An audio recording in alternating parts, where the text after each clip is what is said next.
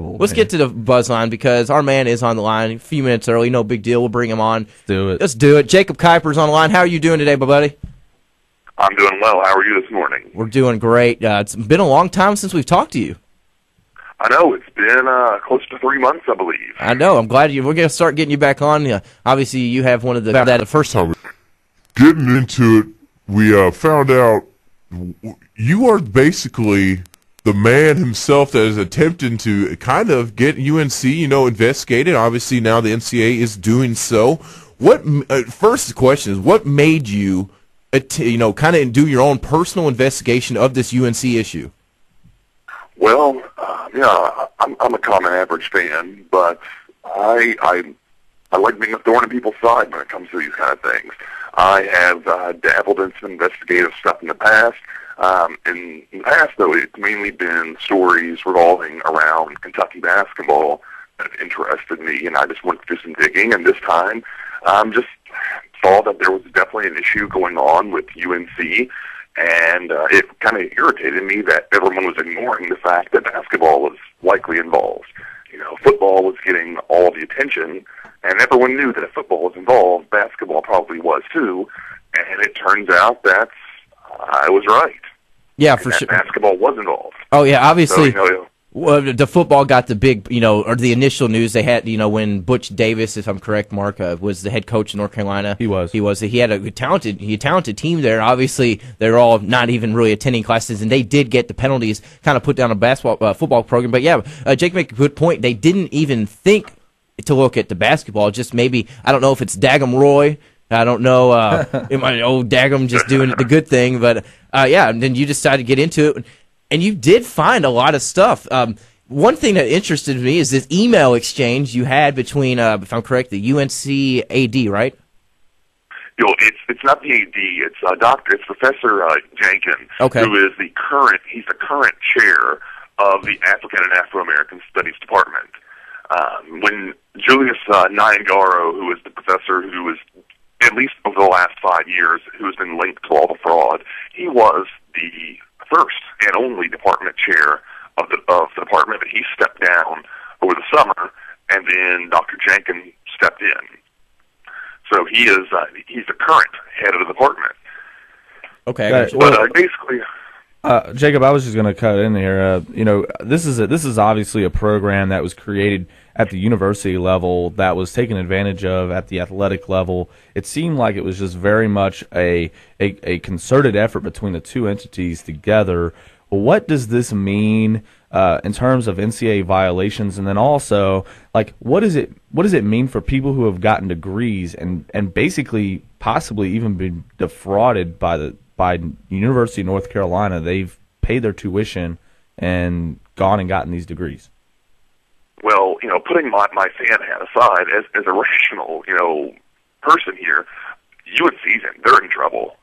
It's going to be bad. Outside of the fact that sports banners in championships and Final Fours need to come down, people need to realize that UNC is a public institution. It is funded partly by donations, but it also gets public dollars.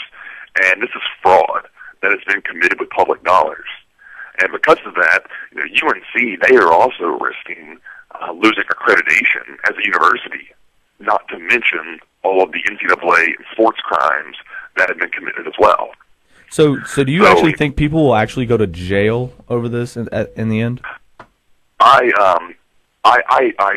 do not doubt it at all, unless they talk. I think that Dr. Nyangoro, former head, Deborah Crowder, who's already been implicated, she was a long-term administrative assistant.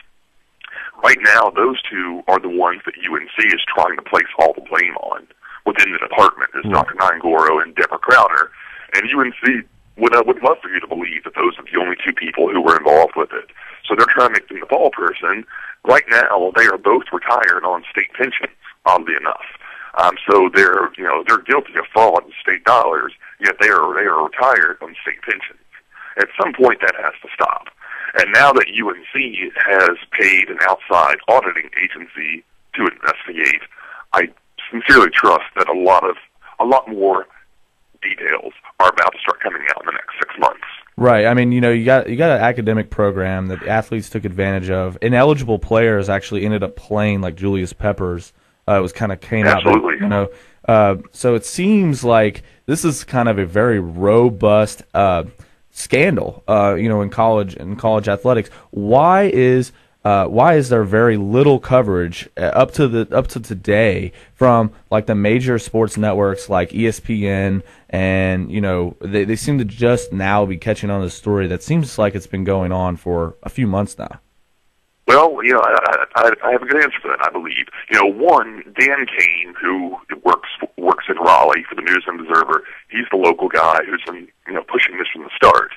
But as you said, there was kind of a national embargo on this, and I actually worked with Jason McIntyre of The Big Lead on an article, and honestly, it was the first national article that was written about this.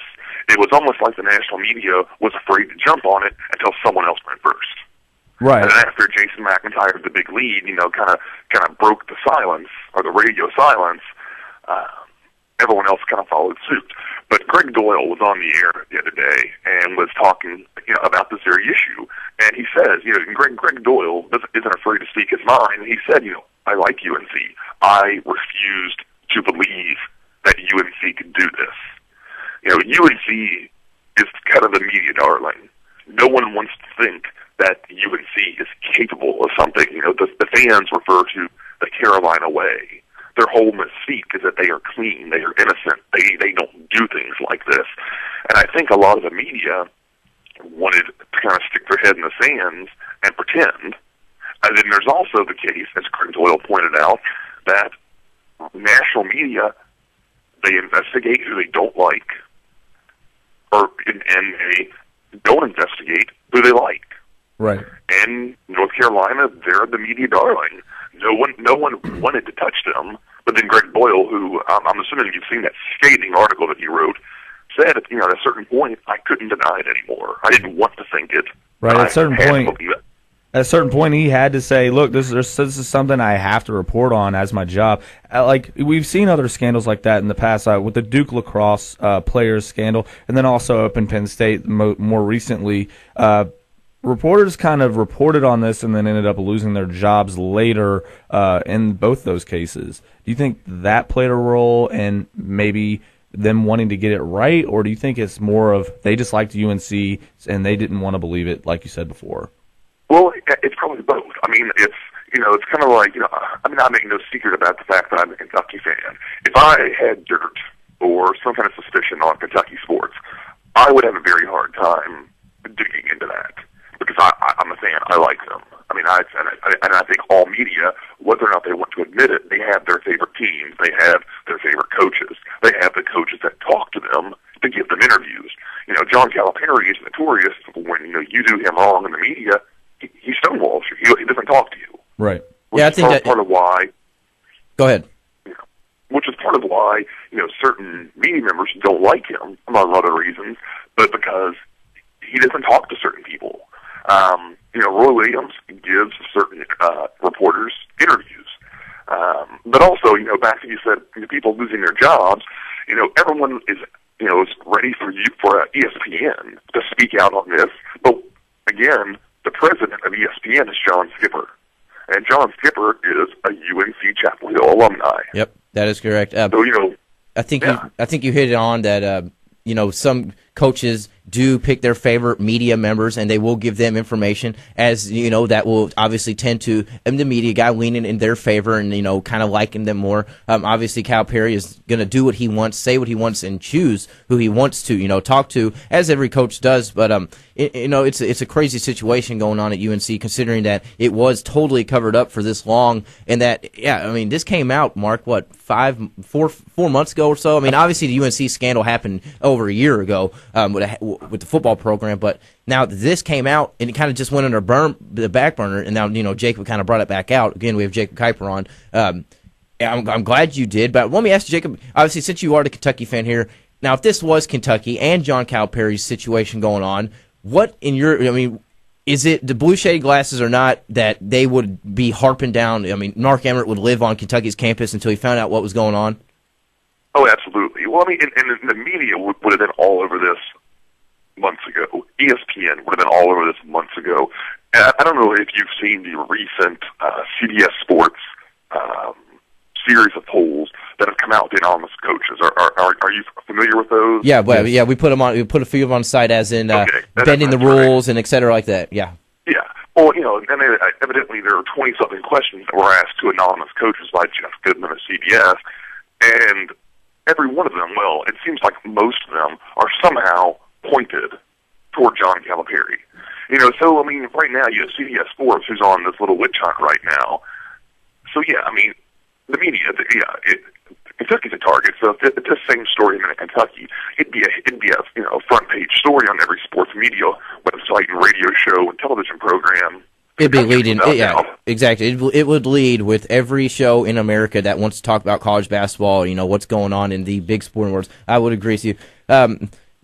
Jacob, getting off the harsh, serious topic there to UNC real quick. You are a Kentucky fan, and we are getting close to this UK-U of L game. Since you are, one of the KentuckySports.co and KardsandCats.com contributors, what do you think about the game? Are you excited for football season?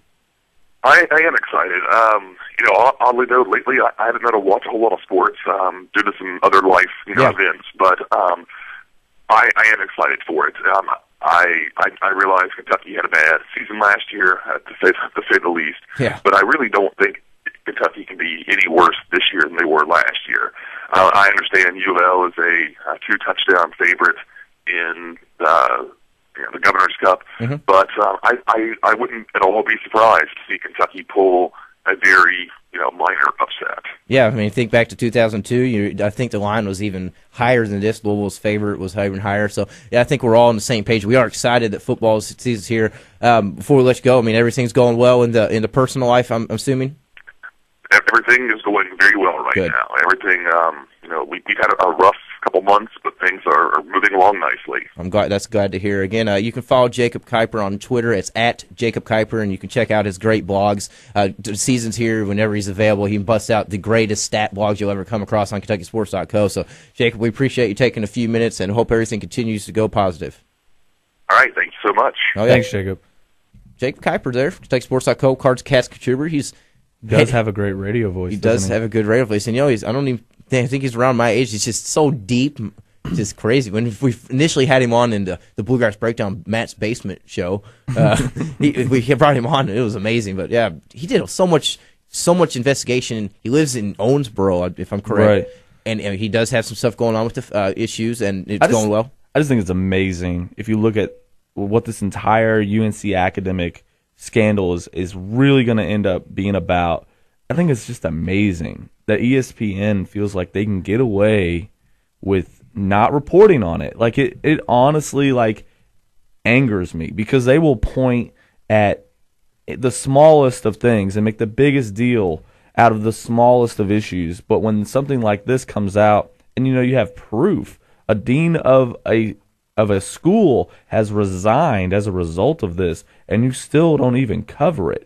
UNC plays ineligible players, and you're still not covering it. How does the NCAA let this go by? Is so under the radar. The NCAA moves slowly. I know that, but look at every college out there. There's always somebody ruled ineligible due to this. How did they not have one guy in this entire, however, Probably because they trusted the person that's in compliance at North Carolina more than they should have.